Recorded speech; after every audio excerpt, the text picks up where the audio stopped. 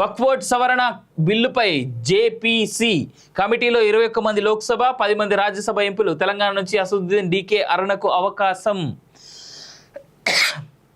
ఈ వక్ఫ్ బోర్డు విషయంలో BJP party success అయిందంట. నేను చాలామంది అనుకున్నారు వక్ఫ్ బోర్డు బిల్లు పెట్టంగానే, వక్ఫ్ బోర్డు బిల్లు వస్తుంది అనగానే చాలామంది దేశవ్యాప్తంగా ఒక రక్కస్ క్రియేట్ చేయాలని చెప్పి పెద్ద ప్లానింగ్ చేసిరు. కాంగ్రెస్ వాళ్ళ స్టేట్మెంట్లు ఏం చేసిరు, దేశవ్యాప్తంగా బంగ్లాదేశ్లో ఏం జరిగిందో అదే జరుగుతుంది ఇడా అని వార్నింగ్లు ఇచ్చారు. ఆఖరికి చతురత నిజంగా పనిచేసింది.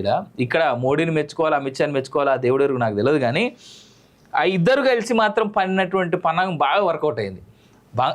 ఈ ఎట్లాగో వక్ఫ్ బోర్డు బిల్లు ఈసారి పార్లమెంట్లో కాకపోతే నెక్స్ట్ టైం కన్నా వస్తుంది, దాంట్లో డౌట్ లేదు.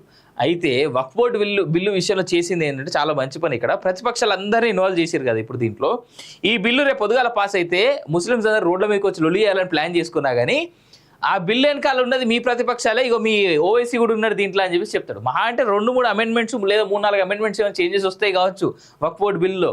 అంతకు మించి బిల్లు అయితే 100% పాస్ అవుతుంది పార్లమెంట్లో. 100% లేట్ అవుతుందేమో కానీ పాస్ అవుతుంది.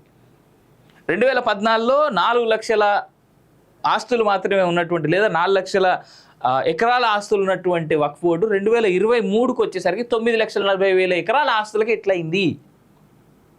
రేపు వక్ఫ్ బోర్డు ఇలా సింపుల్గా మళ్ళీ చెప్తా ఉన్నా, వక్ఫ్ బోర్డు అంటే ఏంటంటే ఇలా సింపుల్గా పోయి వక్ఫ్ బోర్డు మెంబర్ ఎవడన్నా రోడ్డు మీద పోయేటప్పుడు సుప్రీంకోర్టు అందంగా కనిపించుకోండి, అరే సుప్రీంకోర్టు కూడా కట్టింది వక్ఫ్ బోర్డు ల్యాండ్ అన్నంటే సుప్రీంకోర్టు కూడా వక్ఫ్ బోర్డు కోర్టులో పోయి తిరగాల్సిందే, వక్ఫ్ బోర్డు కోర్టులోనే పోయి తిరగాలి. అవో అధికారాన్ని రద్దు చేస్తామని అంటున్నారు అంతే. అట్లాంటి అధికారాలు చాలా ఉన్నాయి వాళ్ళ దగ్గర, అవి రద్దు చేస్తామని అన్నది.